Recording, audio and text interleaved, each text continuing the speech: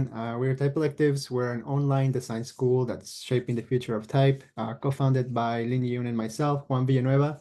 We offer courses that go beyond traditional type design education, and they include live online classes focused on letter forms, including type design, lettering, and creative technology. Our faculty is made up of people who approach their practice from a place of respect, responsibility, criticality, and love, and we are excited to work with students that are interested in exploring a future founded in those principles. So today we kickstart our fall lecture series. Woo! We're inviting new and established voices to share their stories, knowledge, and ideas with the community.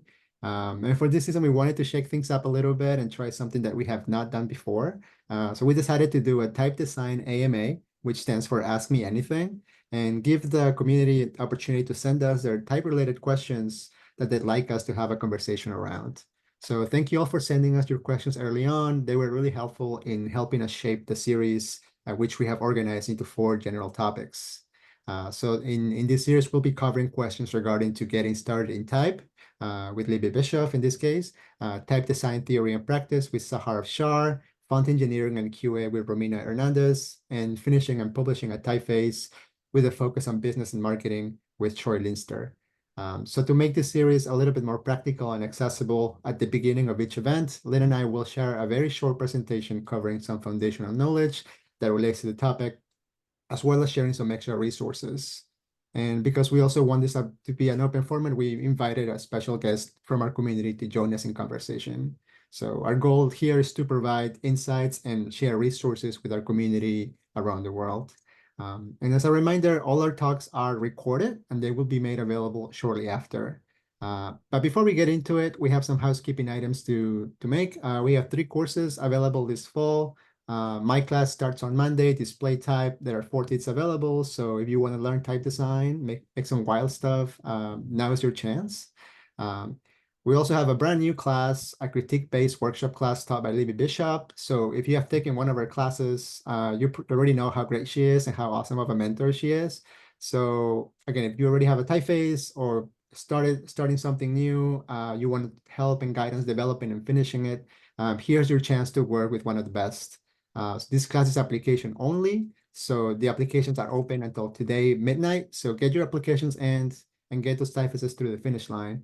And lastly, yeah, and I just wanted to add that Juan and I were talking, and Juan said, "Oh, this is like the class I would have taken if I wasn't so busy right now." So everybody wants this class. So just putting a little hype there. Okay, sorry, I interrupted you. Of course, that's why it's application only. We want to make sure we get a diverse group of people with different projects and that kind of expertise in the classroom. So lastly, we also have a crash course in type design. So if you answer the basic question, how to get started in type, you can take this class with Libbie and yeah, make sure you sign up before it fills up. It starts at the end of October. We're also excited to share that Type Electives, we're collaborating with our friends at Letrustica this October. For those of you who don't know, Letrustica is an amazing community of people who love typography and they want to share the love for it. They're based in Mexico with chapters in Jalapa, Puebla, and Guadalajara. And they have a group of people in Mexico City as well, but their community really expands all over the world. Every 2 years in October, they organize this amazing conference in Guadalajara. And this year will take place in October 23rd to the 26th. So check out letrustica.com. And the best conference. Come and meet us there. I think all 3 of us are planning to be there. It's great. Okay, sorry. The peanut gallery will be quiet. So the open forum, we're running it. So send your proposals, go to letrustica.com and check out the open forum submissions, send us your talks. Here are some key dates, but you can also check out our Instagram. And we really hope that you can join us in Guadalajara.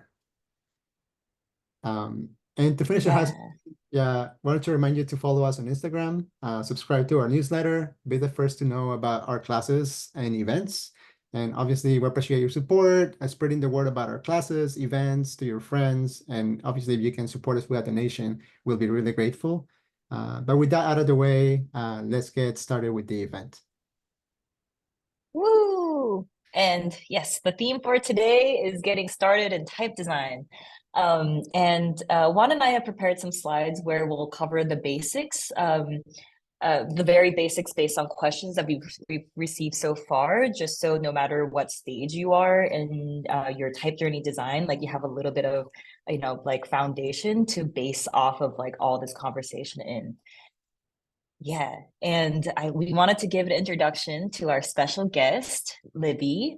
Libbie Bischoff is a Minneapolis-based type designer. After graduating from Type West in 2020, she opened her own type foundry, Type du Nord.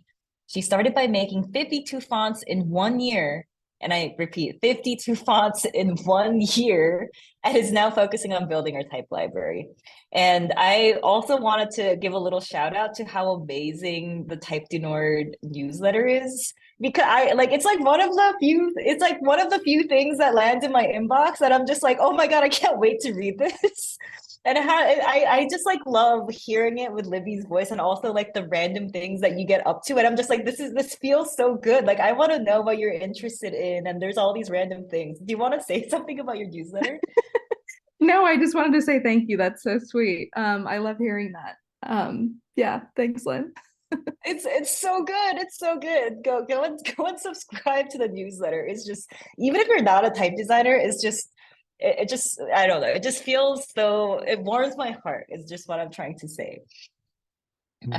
Oh yeah, like drop the link, folks. Juan, I think you might have the link. Oh wait, all right, Libbie, maybe you can. Okay, cool. Go and subscribe. Yeah, check out all right, let's get started. Cool. So for the first event, we're going to be answering some questions, some really basic questions, just setting the foundations. So we put together some slides, and these are not by any means comprehensive. These are just, a couple of quick things for people who are eager to get started. There's many more resources at the end. So just keep an eye on this, take screenshots, share it with your friends. And if you have a favorite resource that is not mentioned here, by all means, please share in the chats. So they can all, have a much larger collective list of resources. So the most often questions we get, whether in class or, when we talk to people who are interested, is how do I get started? So a couple of quick things. As educators and learners, we value being in a classroom environment, especially where you can work with people who are as passionate as you, and that is quite thrilling, I would say. So these are some of the institutions where we can study type design, get some entry-level classes. Lynn and I, we both went to Type at Cooper, the extended program. We've also taught there. We've also taught at Letter from Archive. And we also, started our own school Type Electives, where you're watching the lecture now. But there's also more opportunities for online education as well. I love Typography Academy, Practica, different ways of getting your feet wet in terms of type design. So whether it's online or in person, there are more choices than ever. So just make sure to check them out, and also check out the scholarship sections. I'm sure Letter from Archive, Practica, and Type Electives offer scholarships for underrepresented and marginalized communities. So take advantage of that as much as you can.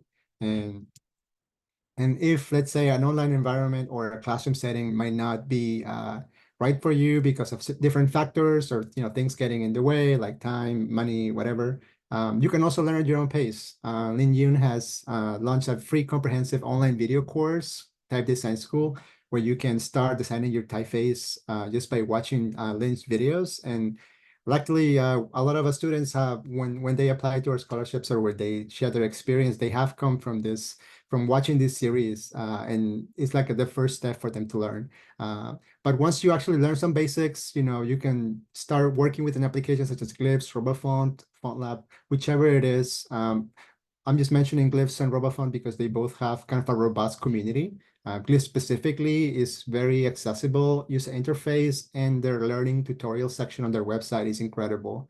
And they have a really robust forum. And RoboFont as well. Lynn and I, we both learned using RoboFont. Even though we work mainly in Glyphs now, RoboFont is also a really great tool. And regardless of which tool you use, the most important thing is learning the foundations. So I would say go check out Lynn's videos, and then choose the software that matches your interest and get started. And after that, obviously, you will need some feedback, some support. And for that, I would recommend, going to Type Crew, getting a one-on-one virtual feedback session with an experienced type designer. sign up for a mentorship at Alphabets.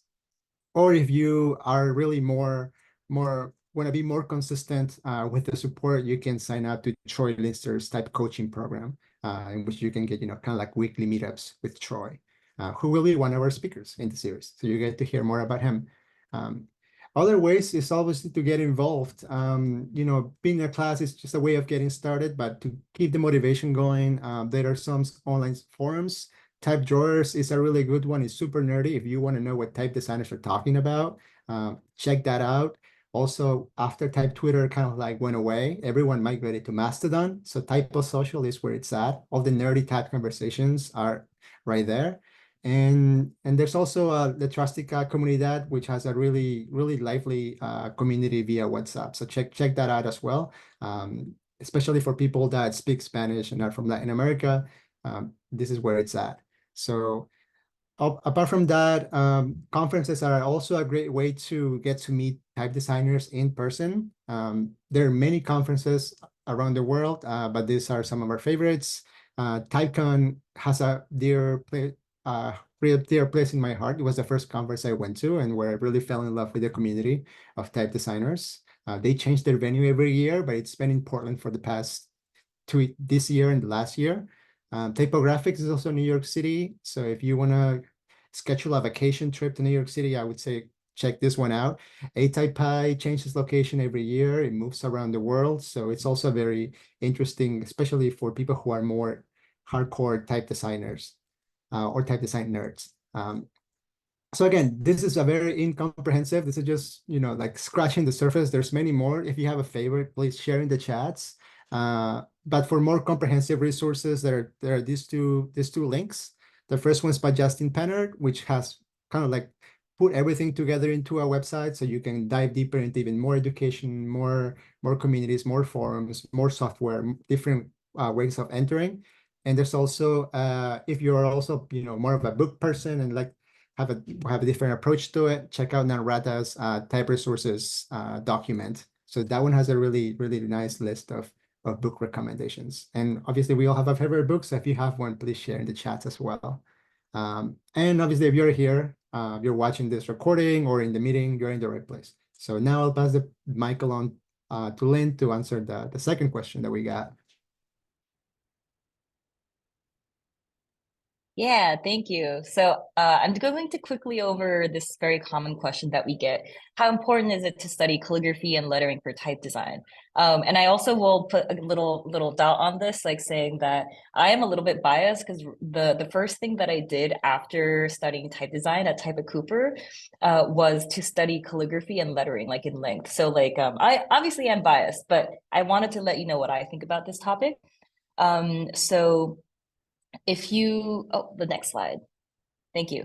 Yeah, so if you struggle to imagine how letters would look like by just like trying to get started, but like you just can't imagine how they would look, or maybe they just look a little bit wonky, like it just, I don't know where the serif should go or what the angle should be. Like you're not alone. Like that's exactly how I felt, which is why I was like, I can't think, I don't have any ideas. Like I just need to like learn how to make ideas. And so that's how I got started with calligraphy. And then, so calligraphy is somewhat of a learning tool and cheat tool at the same time, because if you pick up a brush, it'll start looking like letters that were made with a brush in obvious senses, because like it has like a physicality to it, right? If it's like a flat brush, you'll get like this like square-y ending to all the letters, right? And then if you have like a pointed brush, let's say like a watercolor brush, you can imagine that like by going in and out, like it'll have different thicknesses and it'll have a certain tapering effect. Yeah, and then so like once you know like the in and outs of that tool, you can kind of have a mental model of it in your head like all the time. So you can be like, oh, okay, if I write something with a broad edge nib, I know that it would be like thin when it's going up, and it would be thick like when it's going down, right? Like that, you have a little model of it in your head. And so like with this in mind, like you can start to create the sketches again, but like this time you'll have a little model. And so when you start sketching, you can with a pencil, you can start imitating what that would look like. So this like wiggly, like going back and forth pattern is like a very common sketching technique, so to say. And like this is like if you have that model of how like a nib or a brush or something works, like you can like mimic the pencil to move it a certain way where it would feel like that tool. Right. And so like this is like where like I always like encourage like folks to study like calligraphy and of course like and lettering. It's like a gradient. I think of calligraphy and lettering and type design as like a gradient of like related but like slightly different in execution genres and skills, if you will. And so another quick little tip is that like also just take a look at a lot of things. Take a look at a lot of calligraphy and type archives that there are like at libraries. Like these days, like there's a lot of digital archives. For example, like these are just like two resources that like, for example, like I thought of off the top of the head, where like the Library of Congress has a lot of like old writing manuals. The Metropolitan Museum of Art has this like very old metal type like book that you can look at. And of course, like they're not labeled calligraphy or type because like they're more interested in the contents of this usually. But like, you know, if you just look at like, oh, like a really old book that is like a fancy book, then chances are the type in there was also commissioned to be good, you know? And then like from there, like you can sort of like dive into these little rabbit holes. If you have like a big library that has like a archive of like manuscripts or like maybe some like handwritten artifacts, you can also request certain things from there as well. And I don't think there's any substitute for that. Like just get a lot of eye candy in front of you, and then that's a good start. All right. So we will get started. We will get started in our little chit chat session with Libbie. Stop sharing my screen now and get into Yeah. it. That was a great yes. intro. Yeah, I mean, like, I just also wanted to add on, like, Juan and Libbie, like, what do you think about the idea of like calligraphy and lettering as it relates to type design? I'm also open to being like, you're wrong, you know? No, you're not wrong. I think it's really important, but I also think that you don't have to be good at it for it to be useful. Like for me, I do it a lot, but I wouldn't say that I'm specifically very good at it at all. But like being able to use a brush and like experiment with different angles and stuff informs just like a lot of my work, or like problem solves a lot of things. So that's how I find it the most useful. Yeah, I totally agree with both of your perspectives. I feel like once I'm not a great calligrapher, but I know how the tool works, and that stuff like frees me to really experiment and go in ways in which the tool can't go because physically certain the tools can't bend this way. But if I know how to sketch it in my mind, I can bend it and like make it work for me. So I feel like it's quite a superpower to be able to understand how it works and be able to break those rules. Um, Yeah. I mean, I totally agree. You don't need to you don't need to be great at it. Like you just need to Mhm. just enough to make that little model in your head, just so you know, like, oh, a brush wouldn't have that little right. quirk or whatever it is. Yeah. And Mhm. examples as well. I think as you said before, the best way to get inspired and to actually want to try these tools, because it can be frustrating if this is the first time you're trying it, is to like see how far you can actually get and what's possible. Because at the end, Mhm. starting out, you don't really know what your hand can do. But if you can see someone taking things to the extreme, let's say, it kind of inspiring, makes you want to try new things. And obviously, it's a tool, it's ink, paper, no one's gonna get hurt. If anything, you might end up with some fun accidents. Yeah. Yeah. I feel like the fun accidents are the best part. That's like the reason I do it, is to try to have that happen. Right? Yeah, that's awesome. Yeah. Amazing. Um, All right, we can start with the next question that we got, which is in the beginning process of type design, can having too many concepts deter the viewer's attention to the work? Like too many concepts in one project, or too many working on too many things in general? Is that the question? I'm assuming this is for one specific style, but yeah, like is there such a thing as having too many concepts in one typeface? Mm-hmm. yeah. Mm-hmm. I- Yeah, I always. Go Oh, ahead. sorry. You go ahead. Go first, one. Well, I just wanted to set the stage because I think when people are starting out, I think it's really hard to fine tune or kind of like filter out the things that are adding noise to your design. So the way I interpret the question is when you're coming up with an idea and you're trying to pull all the moves in all the letters, that ends up being perhaps a little bit frustrating because about the key of type design is making a group of letters that work together. And that means, compromises. And sometimes that is hard when you are starting out and you want to pull off all your moves. And learning to do that little by little in different typefaces, it is like a learning curve. But it's also really fun when you're starting out. But that's how I understood it. I don't know. Yeah, what's your take on this, Libby? No, I totally agree with you. I also wanted to add that a lot of my students get excited in the beginning and like want to put all of their favorite things into one like type system. But I always try to push them in a more like boring direction because I feel like even if letters are a little bit boring, when they're all together, there's still can be a lot of excitement. So for me, I'm always like pushing students to go towards the more like functional route and like have some fun things, but maybe not all the fun things. Because like those can be separate designs and you can have two fun things instead of just one really crazy thing. And then you have two ideas as opposed to one, that's Yes. great. Yes. I also love your comment on like when you see it together, it feels different, right? Because I think like that's one of the things that we designers do often at the start. We're just looking one letter at a time when we're designing the letter. So we always think, oh, like it's not special enough. But then like you like look at a whole word like celebration, and now like there's like too many things going on because there's a lot of things going on for like a word. Yeah. Like I always feel like the Q is the spot where students really want to go crazy and have fun. But then when you see a Q that's wild in like a normal alphabet, it's like, whoa, that's really distracting. Like the Q's used so minimally too, yeah. Yes, anything that has a little like fun little thing that happens like at the bottom, I think. Yeah, and it's like you shouldn't notice any individual letter if you're looking at the type system. You should just notice the overall concept. So if like one letter is noticeable, then like maybe it shouldn't be noticeable, it's not vibing with the others. Yeah, it has to be like a balance. I feel like that is still really hard to this day, because like you always want to make sure your typeface is special and somewhat unique. And yeah, I mean, I find it, but that's why we have friends to share things with. Friends to tell us that you've gone too far. Yeah, chill out. It's fine.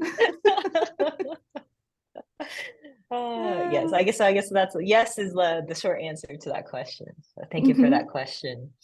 I say there is a second question, which is, are there still any gaps in the type design market these days? And I think this question has a lot to think about, like partially because I think even when I started out in type design, like, not even like 15 years ago, like I think there were like definitely things where people were like, oh, there's not enough in this category, not enough in that category. But I do feel like with the democratization, if you will, with like type design tools, a lot more typefaces have like popped up, and therefore like that. I mean, I think this is a great question. Like, are there any gaps? I feel like I have two separate answers and they're conflicting. So I don't know how this to is great. This is great. Yeah. Okay, so I made 52 fonts in a year, right? And one of my biggest concerns was that I was going to run out of ideas or run out of like new things to make. And I didn't often run into a spot where I was like making something that had already been like kind of out there, like whatever. And that's not to brag. I'm just saying I was shocked that there were still ideas to be made. So I don't think that I don't think there's like one specific category that has a huge gap, but I think there are still ideas to be made.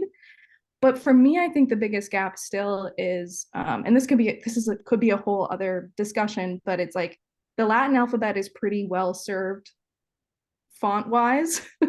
And it's like everything else that is the gap. And I'm obviously no expert on that and like not the person to be like, preaching about that too much, but like that's kind of the thing is like the Latin alphabet is like millions of fonts, maybe not millions, thousands, but like other languages could use some of the love, Yeah, I agree with that. I think, Latin obviously oversaturated. That said, though, I like to think about this in terms of like music. Like obviously there's music, there's songs in English that keep coming up. There's producers, there's musicians, like there's new iterations of things. So in typeface design, perhaps it's a little bit hard to distinguish, see where there are certain gaps. But I guess my own personal take on this would be there's opportunities within the Latin extended character set where we can add more support for languages or even research languages that use Latin as a base or perhaps are related to it. But also, I think generally is the perspective that people bring into it. You know, if you make the tools for type design accessible to people who have not had a chance to play with it, just because they're from a different point of view, different experience, different geographic location, I think they will contribute something different and unique that's true to them, and that perhaps could be a different way. TLDR, just because we can't see the gap doesn't mean that they are not there.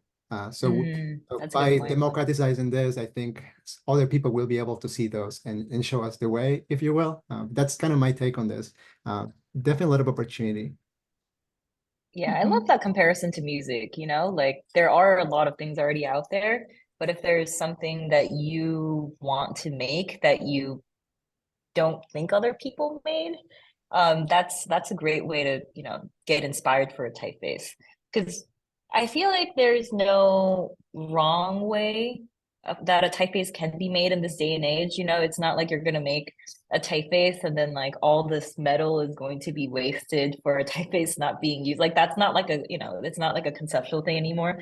And like sometimes I do feel like there's this like new wave that has been happening for a while is like design as expression. And I think that's a beautiful way to put it there too. If you enjoy making something and it's for it's to give you joy, like why not, you know? Like Yeah. I mean, unless I you want also to get like rich and famous, then I don't know. maybe don't be a type designer then. Yeah, that's true. I was gonna add though that I see like type design as kind of like art and function. In my head, it's like it is design, but it also like it's more than that. And like I feel like most people have their kind of own perception and their own like subjectivities that they would add to a design. And so it's like for me to like, I don't think there are gaps necessarily, but like maybe the world needs more Lin Yoon fonts. Maybe that's the thing. Maybe that's the gap, you know? And like the same with music. I really like that analogy. It's like there every genre is basically covered at this point, but like people still want new music, you know? Yeah. And Yeah. also, I'll also put a little footnote to say that like the shelf life for like typefaces slash fonts are very long. Like there's a lot of typefaces that just like didn't sell in the first decade that they were made. And like for some reason or another, like Trajan, like it just like gets like picked up like decades after and suddenly it's like everywhere. Right. So like it's one of those things where yeah, Libby, like, you know, if you want to be rich and famous, maybe it might be a very long haul. Yes. Yep. Yeah. Awesome. All right. So we'll thank you, everybody. We'll move on to our next question. Questions are filing in. We have another question of what's the ideal process for type design? I'm currently trying to develop a Devanagari slash Hindi Indian script typeface. Just getting started. I'm a novice. That's a really tough An question. ideal process, yeah, is a complex question. I think if you there must be something that inspires you, right? Like maybe like you were inspired by some signs that you're seeing around you. Maybe you're inspired by something that you tried to find, but maybe like, oh, I can't find a type for like this specific project, right? Or like, oh, I don't know, my grandfather has amazing handwriting and I really wish that was preserved in some kind of format, right? Like so like maybe like I think that's the ideal process. So you just need to be interested in it because it just takes so long. If you don't have like an innate belief in the fact that this should happen, like it just doesn't happen. Yeah. Mm-hmm. Yeah, I also think that every time I work on something, the process changes wildly. Like I don't think that I've ever had like a consistent like process, and maybe that's a me problem, but like I feel like the designs change so much, and like some of them need more drawing and some of them need more experimentation, and some like are easy and work out right away, and you kind of jump into production mode really quickly. Yeah. So it's really hard to answer. It's yeah, but I think I agree with you, Lynn, that you have to be interested in it enough to like pursue it over and over again, even if you hit roadblocks nonstop. Yeah. Yeah, that's a great. It's like it's gonna sound like a cop out, but I feel like the ideal process is whatever works for you. This field, it's still pretty new in the sense of like democratization of the processes and revealing what's behind making a typeface. So it's still kind of up for grabs what the best process is. And again, depending on the tools you use, you might spend more time drawing by hand, more time drawing, using a font developing software, or you might spend more time programming because the script could be much more complex than, we deal with Latin. So yeah, figure out your process. And for that, you can chat with people that have gone through the same.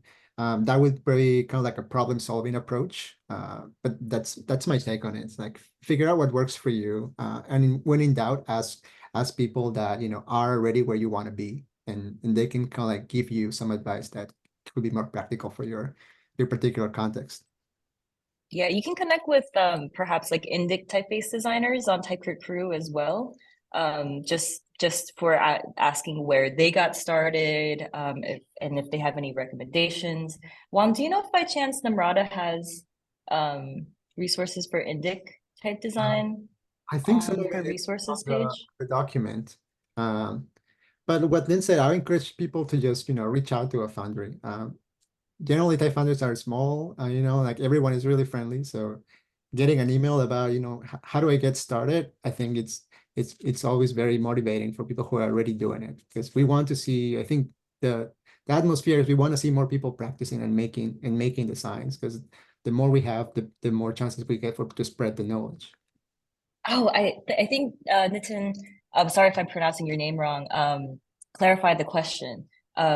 What they meant is what is like the process in which we're like, is it getting sketched and then it's getting digitized and then like is there coding? Like, yeah, okay. Thank you for clarifying that question. Oh, We're only talking about conceptual things. Yeah.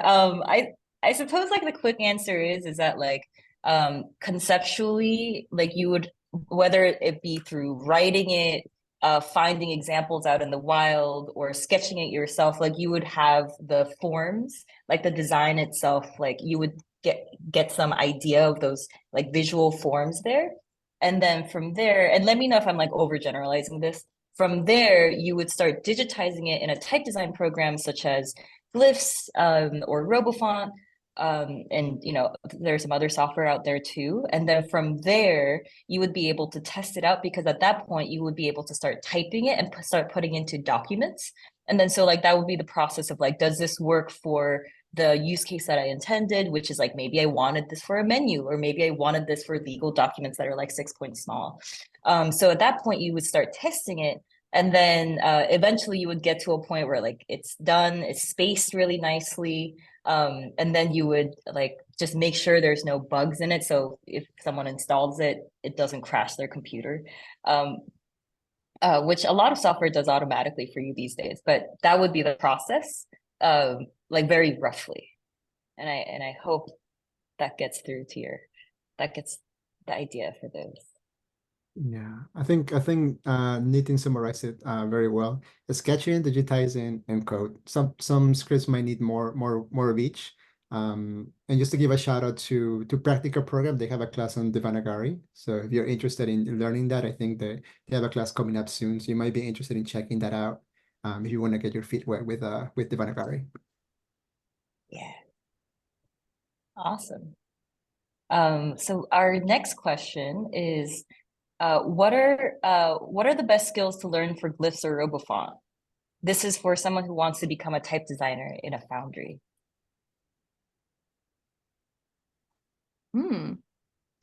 Well, I think the most important is just getting really comfy with the pen tool. Like, I think that's usually the biggest hurdle to start in the software. Like learning where to plot points and have Bezier handles. And I think you can learn it in Illustrator too. Like you don't have to buy the software necessarily. It's kind of a similar function. But I would say that's the biggest hurdle. And then there's like intricacies in this each software, but those are more like specific to the software that you're using. Yeah, that's a great point. I mean, like glyphs wasn't as widespread when I started doing type design with like RoboFont 2 or something. But like all of the skills, all the pen tool skills, like the vectorization skills will translate very well to whatever feature program for the time being, I think. So yeah, so I think Libby, you're right, like the being really good at that, and also just the skills for looking at things, because some skills are timeless regardless of software. And I think that's like the ability to like look at typefaces and make sure like they're you know, things are in tip-top shape. And I feel like often like honing the eyes are something that is hard to learn and hard to teach, but it is very important. Yeah, both of you. I think just learning how to use the pen tool or just being good at drawing and spacing is the most important thing, at least for me. You know, let's say glyphs and RoboFont disappear and you have a new software tomorrow. As long as you can draw and you can see the quality of your drawings, you're good. You pick up the software really quickly, especially for a type foundry. Let's say you're learning RoboFont, but the type foundry is using glyphs, or maybe it's the other way around. You know, what's important is that they can see that you have the skills to draw letter forms and you can evaluate the quality of them. And then you can teach yourself the software in like a month or a week, depending on, you know, how hardcore you are. But the biggest hurdle is more about the principles and the foundations. Yeah, there's a related question that maybe you can answer together with this question. There's a question about which typeface program do you use, or what's your favorite? I will say I started out using RoboFont, and then I used glyphs. I think the answer for a lot of freelance type designers is going to be like whatever my employer wants me to use is, I think, might be the answer. But what are your two's answers for that? I started in RoboFont as well and then switched to glyphs. I think that the difference, we can maybe just cover the differences so people know, but yeah, glyphs is great. more usable out of the box. Like it comes kind of like pre-set up, whereas RoboFont, like it comes set up, but like you need to add a bunch of things and like customize it a little bit. So it's great for people who like love to code and like have a really custom setup. I don't like to do that stuff, so glyphs was much better for me. It has everything I need pretty much ready to go. So that's why I like it. And then I also like that the drawing and spacing kind of happen in the same window. I think they're separate for RoboFont, but yeah, for me that worked better, just like visualizing everything. But it really depends. They're both great and they're both like, I would say, equal in the industry. Just it's a personal preference thing or a client preference thing.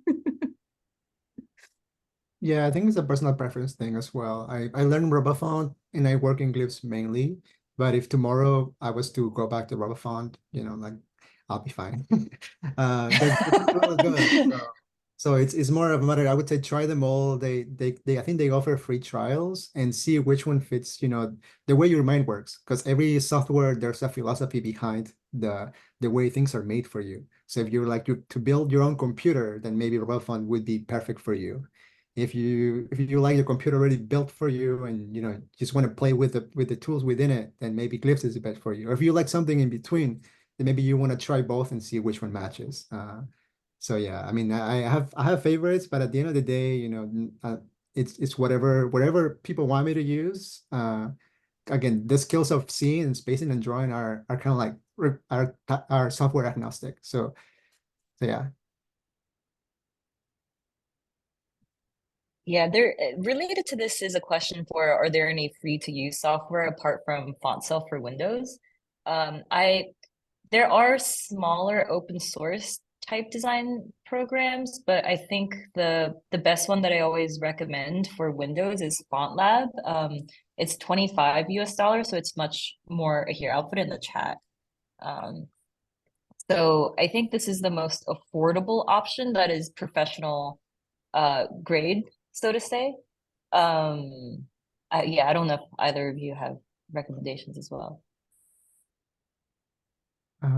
I would not really outside of that, but Glyphs has a mini version, which I think is a lot cheaper. I'm not sure what the price is, but would be a good way to test out the software. I don't know what the difference is in features, but yeah, they have a mini version. Yeah, and also font self is like if you really just want to like make whatever you have in Illustrator into a font, font self is also pretty good at just getting that done.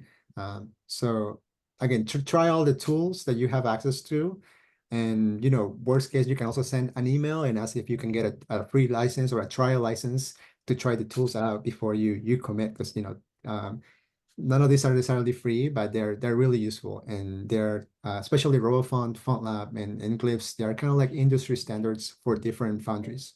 So I would say try those three, but also don't be shy and just, you know, try them all. Yeah, and I will also fact check myself and say like I just checked out the FontLab site, and it seems like prices have gone up a lot since I've seen it last. So I don't think that remains the cheapest option, maybe like a mini glyphs or something. But like you should really do like a trial of all of these, because all of them offer like a 30-day trial at the very least. And see like even what it is that you want from these pieces of software. Oh yeah, thank you, Brian, in the chat. Glyphs Mini, I think it's $50. And so variable support is negligible. So like for, you know, if you're getting started, I think that's a great investment. All right. So we can move on to the next question from Nitin again. What's the type engineer's role in the type design process? When do they come in and what do they do? Ooh, sounds like a question for Yeah. our event in the series. We're gonna Oh be yeah. Mhm. With Ro we do you remember what the date is, Juan? I mean definitely tune in you know to chat with a real type engineer. But Mhm. I Mhm. will say like the role of a type engineer kind of varies wildly, even from foundry to foundry. Like sometimes like when someone says like, oh, I'm a type engineer, it might mean they do design, but also do like the Q&A, which means like making sure like fonts are working in the software that is intended for, that it's like not crashing Microsoft Word when someone uses it there, as well as like being able to use it for like, you know, Adobe Photoshop or whatever it is, right? Sometimes there's like certain things in a font file that can mess up certain settings in certain popular programs, which you don't want to happen. And there's also like things such as like maybe it's like a very complex behavior that is like inset in the typeface. You can imagine if it's like a handwriting typeface, like you want like different A's and different B's to appear. Maybe when you do like a TI combination, like you want like the T to cross and then like merge with the I, which would mean like, you know, certain the T and I separately would be a different letter from the T and I that's combined, right? Like, so I'm just like kind of like, you know, thinking about things, but that is a very wide range of things. Juan, do you have anything to add? No, I totally agree with you. I to keep it short, I think font engineers are the people that make type designers look good. Because you get the Yeah. tools, you get the tools, but at the end of the day, you know, you still need like that finishing level of like polishing or mastering someone to check everything for you. You could do that, you know, as part of the finishing process, but you could also hand it over to someone who does that specifically and has all the, I guess, the pipeline already built out for them to make sure like everything, all the things that are inside the box that you as a designer don't really get to mess with, like all the tables, like the font name IDs, all the little things that need to be up to spec for a typeface to work properly in different environments. That's what you need a font engineering for. But also font engineers are also type designers. So generally you could potentially do both, but within a larger foundry, it's a more specialized skill. And every foundry, because they have their own process for finishing a font, I would say, you know, the duties of a font engineer might vary, but essentially is dealing with a lot of like technical aspects of the font process. So if you're technically minded, that might be a really good place for you. Yeah, awesome. Libby, do you have anything to add or? No, I think you guys covered it. That was great. All right, cool. We have 12 minutes and there's some questions. I'm trying to like now This go through them. Yeah. A little bit more rapid fire. yeah, I think this could be quick. Any thoughts on online programs versus in-person programs? Would the education be less impactful online, or if you take it in person, or a short program versus long? I think my answer would be whatever motivates you the most. If an online program means that like you can focus on things in the comfort of your own home, and you prefer that to commuting somewhere and being somewhere new, and maybe that's more stressful. Like maybe you're the kind of person that like it takes a lot of energy to be interacting with like a lot of people like on your way to getting to class. I have no idea, but like it's really whatever motivates you, and you know, for you to do the work and show up the next day, I would say. Yeah. I attended Type West from the end of 2019 through 2020. And so COVID happened in the middle. So I started in person and then it was online. So I think I can answer this. That's great life experience.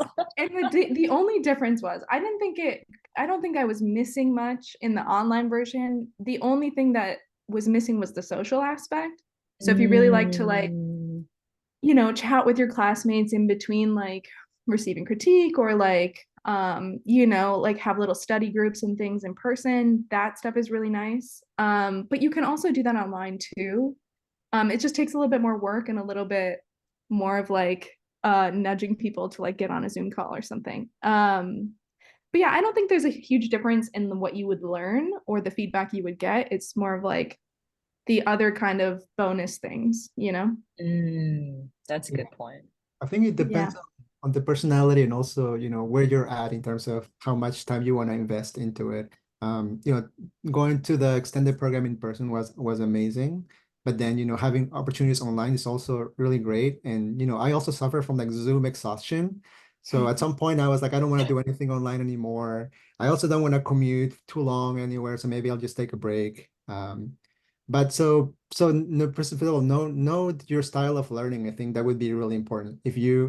And also be aware that every online program or online educational place, it's a little bit different. So let's say if you have a really good experience here, it might not be the same as the other, but that one could be even better. Or maybe you have a bad experience here. That doesn't mean that this other place is also the same. So it's all different. It's all varied. So try to like figure out what works best for you and take advantage of it. A lot of online schools have either an open like an open day where you can get to see the instructors, you can get to see their dynamics. Sometimes they have intro level, very affordable classes, also in person as well. So I would say, you know, find what works for you specifically, and yeah, then you can let us know which one is your favorite learning style. Yeah. And I have to say, like, I flip-flop as a student as well. I'm always taking classes, and it just depends on the season and my mood. Like sometimes I just want to hibernate, and like I like an online class is great. Like in the like I'm just like, I don't want to go outside, there's snow. But sometimes like, oh, it's the summer, I want to walk somewhere and be in a good mood when I walk into a classroom. So it really varies for me. Yeah. Yeah. Awesome. Okay. There's a big question. I think two questions from Jiang. Sorry if I'm mispronouncing folks' names, and Esther can be combined into one. And I'll read them both. We can answer them together, I think. Is there any such thing as originality in type design? At what point does referencing a typeface become copying it? How can a novice avoid these kind of pitfalls? And the second question from Esther is that if you start designing a typeface and you start it from or base it on / inspired by an existing font, like how do you know when you're far enough from the original so you're not making a copy? Or do you always start from scratch? I think like this is essentially the same question. Okay, I have a thought. Right. I personally don't look at like modern type designers for inspiration. I feel like it's not bad, but I just feel like it's flying too close to the sun. Like I don't want to like step on anyone's toes. I don't want to accidentally, subconsciously like copy any like cool signature moves somebody's making. I look at old stuff. Like the older the better and the weirder the better. So for me, like I personally avoid that. But that said, it's like I do see a lot of type designers work because I'm, you know, in the industry and I like can't help but see it. But I just try not to have my like inspiration brain on when I see it. Or do like mood boards with like modern work. If that makes sense, because you just never know. Yeah. Mhm. Not that it's wrong, but I think that you just have to, you'd be worried about it the whole time and you wouldn't be able to like Yeah. enjoy the process, you know? So I like to revive old stuff or like make completely new drawings that I've started from scratch. So then I feel better about it, you know? Yeah. I mean, it's also one of those things where if you saw something and you're really inspired by it, great. Never look at it again until you finish your own. And I think Yes. like that might be the answer perhaps if you don't want to fly too close to the sun, as Libby said. I think it's like that's like very wise because yeah, I mean, because there's like probably things that you were inspired by that you took away. It's like a memory of it, and that like trying to recreate that fuzziness feeling. I think that that's also a great way to make things as well. Yeah, I mean, this question is it's gonna be again it's gonna resurface on our next series with Sahar when we talk about Mm, practice because it's a very theoretical kind of question. But I like thinking about originality as in there's nothing that's truly original. Everything is sort of like a remix. You know, we're exposed to so many things. It's impossible not to make connections. Originality perhaps starts by making connections that people haven't seen before that are it's obviously based on things we've seen in the past. And to be able to create things that are things that we haven't seen yet, maybe it's good to connect things that haven't been connected yet. So like a multidisciplinary kind of like perspective on approaching type. I like to think of it as maybe like, you know, when you dream, you have like the weirdest, wildest things in your head. It's your subconscious kind of making those connections. So making original typist could be like, you know, trying to visualize a dream in letter form. Um, so yeah, but again, very fluffy answer. But if you're a beginner, I would say just draw, get a lot of drawings out of the Yeah. way. Don't worry too much about being original. Just get good at learning how you work, learning how you draw, and your originality will come over time. You know, it's similar to when undergraduate students ask, "What is my style?" I'm like, "You're yeah, yeah, Photoshop." You know, your style will come. Yeah. Just keep designing. Yeah. yeah. I That's a also wanted great, to add, yeah, sorry, one quick thing, and that yeah. there are type designers too that will try to recreate like a kind of well-known font from scratch without looking at it. So like I know somebody who's recreating Impact, but without looking at it. So just based on Mm. their memory of Impact. And so therefore they're creating kind of like their own version of that typeface, but it doesn't look anything really like Impact. But it's like using that same kind of thing. And then also like I have students in my revival classes that have made the same, like have used the same source, but the design they Mm, come up with is wildly different. So it's like, mm.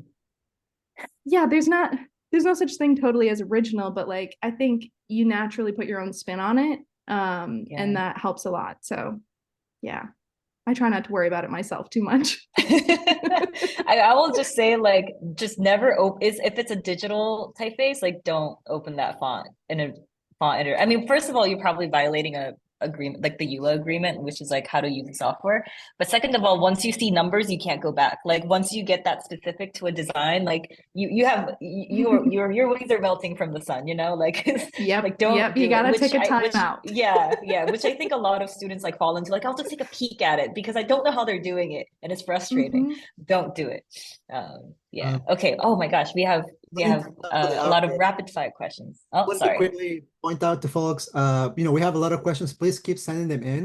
We're gonna save them and we're gonna organize them around our next talks as well. So we'll try to answer your questions throughout this series. So please send them, even if it doesn't like fit the topic at hand. Um, and just to answer one quick question about Tech Crew by Brian, you can you can schedule a call at any stage of your type design process as long as it's something personal, it's not client based. You can chat with someone just at the very beginning, like I have this prototype and I'm making something new. You know, can you help me out? Give me some feedback. Or if you have already a typeface that is to a much later stage, you can also do that. The thing is with Type Crew, it's more like a one-on-one, one-off thing with different people. So if you want something more consistent, I would say, you know, take Libbie's class, or maybe apply for a mentorship, or if you really just you want to be even more consistent, more quote unquote like professional, tailored for you, you can take Troy's type coaching program. Yeah. All right, so we'll try to. Oh, Libby, is it okay if we go like a few minutes over? Yeah, Okay, totally. let's Yeah. answer the rapid fire questions. Right. There's a question about where would someone learn about type engineering or resources specific to that? I have a great answer for you, which is right now, I Love Typography is having an upcoming class about type engineering with Reiner, I think. Correct me if I'm wrong. So often type engineering is a often like kind of sort of tied to a specific software because workflows are different. So if you want to do it in glyphs, you can do it there. Yeah, maybe I'll also try to drop a link in the chat. And then there's another question from Marcus. I know type design won't likely pay the bills, but can you guys share numbers to help with expectations? I will say I think it's similar to like a entry when you start. It's I think salary is very similar to an entry level graphic designer, so to say. So I think like I mean I can share numbers. Like I think when I first well I guess I've only ever had a job at like Monotype. This is like also way back in 2017. I was like a mid-level designer. I was 70K. I have not worked full time at a foundry since, so do do what you will with that number. Also, but I've heard this is the US by the way, so like by country and by where you live, it'll be very different. I've heard anything from like 40K to like I think when you get into directors, I think it's just like however much you can negotiate, obviously like any other like thing. But I think for a mid-level, like maybe you can get up to like 90 these days. Do other people have other numbers to share? I know it's like really wild, but this is really like how big is this foundry? Are you just working for one other person, or is it like a multi-mega corp and you're just like a designer in that company, you know? Yeah, I think you're There's the AIGA put together like a salary survey, and that is usually what I send to people when they ask for prices or for salaries because it's wildly varied. It varies per even per state in the US or per country where you are. So take a look at that and yeah, try to negotiate if you can. But yeah, that's a good resource. Yeah, also take a look at like job postings. Like I think like in a lot of places it's becoming the law to post what they're looking for. So like if you look at job postings like constantly, like you'll see a range. Yeah. yeah, I agree with but what you both said. Yeah, and also like I will also say a lot of folks, myself included, do like other work. You know, I do like web slash like graphic design slash like logo type work to Mhm. offset like having a foundry, which is not making much money, to say the least. Or I'm investing in it. You know, let's just put it there. Like, I love that. so it's yeah, the numbers are subsidized by other things that are going on. Yeah, Mhm. we're just all like yeah. Okay, cool.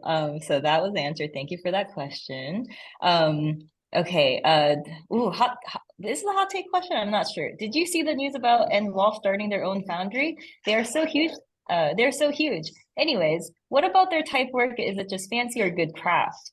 I think this is, I mean, just to say it like quickly, I think this is like a new trend that we're seeing where like a lot of like agencies or design studios are setting up their own foundry and often like asking to hire type designers as well.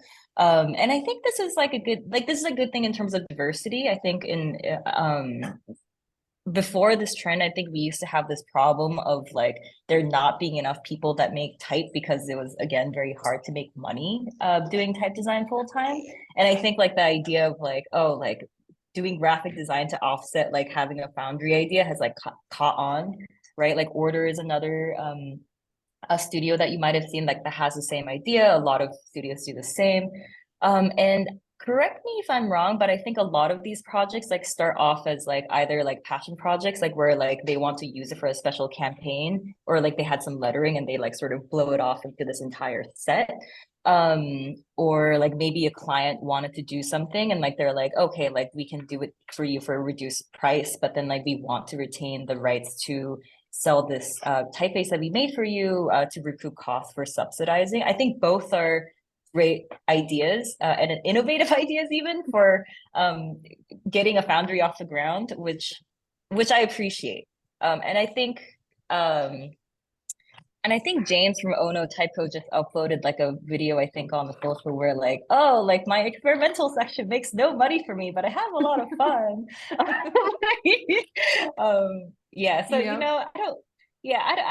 I guess like not. So I guess like without just saying it, like, there's a lot of eccentric things people can make for whatever, and I think it's like, good for everybody, but you all can chime in. Yeah, I think you covered it, Lynn. I think there are a lot of agencies doing that. And I think it's cool. I don't see anything wrong with it. But yeah, it's interesting how like all the weird directions that like type design is going. It's kind of cool to see it. Yeah, I would add that, I think when you start seeing studios kind of like opening their own foundries or, selling the fonts that they have made for custom clients, that signals to me that one, type is hot, like people want it.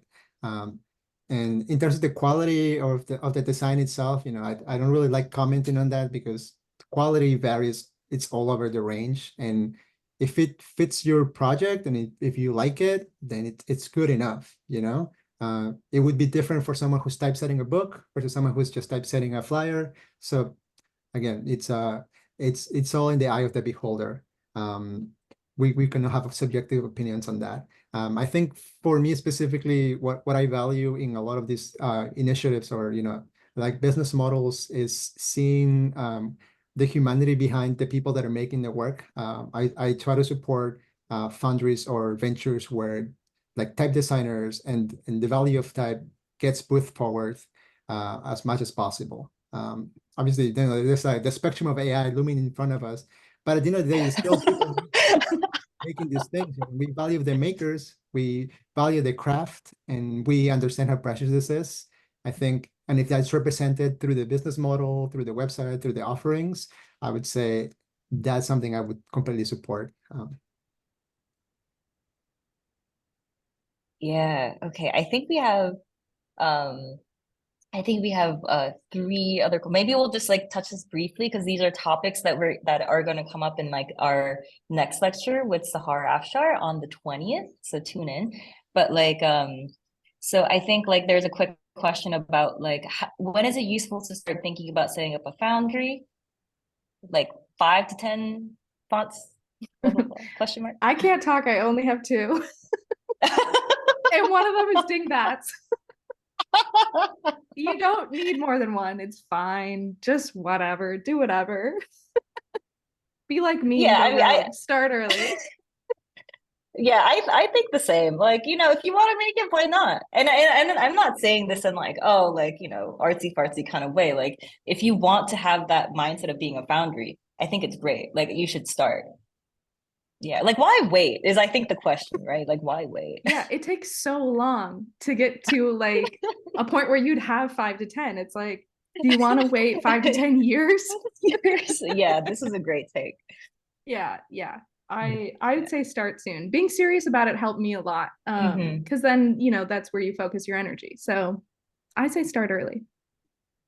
Yeah, I think it's good to have a plan, but if you never execute because you're still finessing your plan, then yeah, it's never going to happen. So again, probably irresponsible advice, but try jump into the pool and learn how to swim, or get a swimming coach, and get a swimming coach. I love the analogies today, Juan. Yeah. I think the last two questions are really adjacent to or like really like on the nose for like our next AMA with theory and practice. But like maybe you can just give like general advice, and we will take these questions and bring it to the lecture on the 20th. So definitely tune in. I'll just like speak up the two questions aloud. Yes. How do you analyze the proportions of letters and nudge them towards a more aesthetically interesting letters? Like, how do you play with proportion? And the second one is that when it comes to text typefaces, how far do we think it's safe to push creativity before you lose legibility? What is legible anymore? I think like these are very related questions. Like, how do you play with proportions of letters, like, details on letters? Like, how do you determine that it's legible? I will say that like,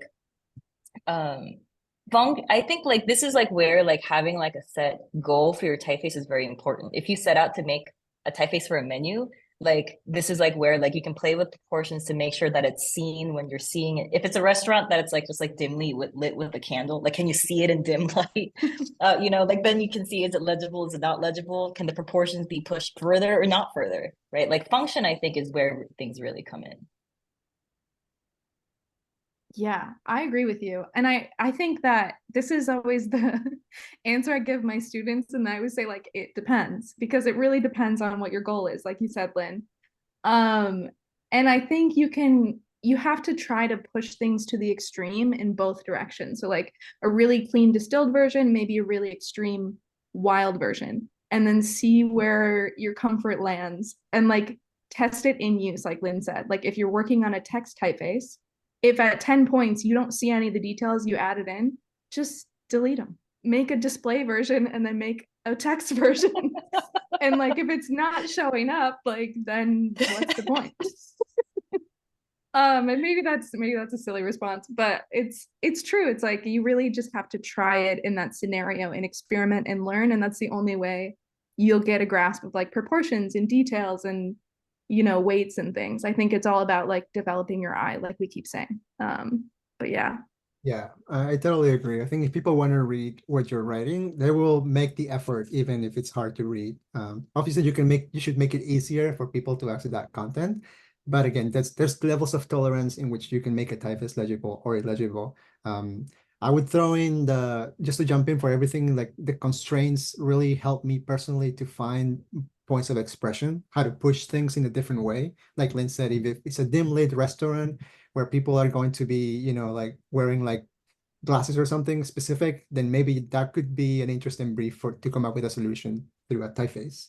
But at the end of the day, I would say everything, it relates to like rhythm to me. Like if to play proportions, like you gotta see the rhythm, listen to different kinds of music. I love jazz, so even though this is cheesy, like if you listen to the different eras of jazz, you can see the different ways in which people have played with rhythm and music. That could be similar to maybe you're interested in architecture, like see different patterns in different ways and different entry points, and all of that could be somehow mixed with type design if you can connect those dots in your subconscious. So yeah, it's all pattern and rhythm and constraints, different elements to help you push things forward. Yeah. And these two questions have been saved in a very special spreadsheet, so we will come back to these.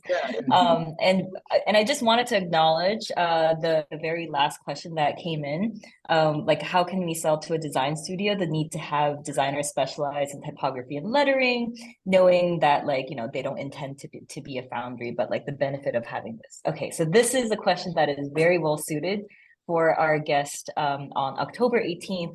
Troy Leinster, where like we talk about like like how to finish a type, like the topic will be finishing and publishing a typeface, and like so this is a great question for that one. So I've saved this question. I'm just saying we have acknowledged it, we have received it. It is tidily in our special spreadsheet.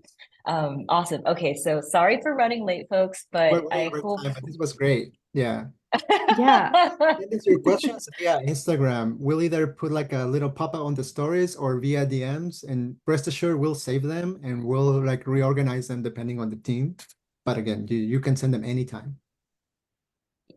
Yeah. Also, Libbie's type development workshop application ends today. So if you were on the edge and now if you're convinced, get it in the next 11 hours. Yeah. Or like take a class with Libbie. Yeah, or do my crash course. Yeah. The crash course.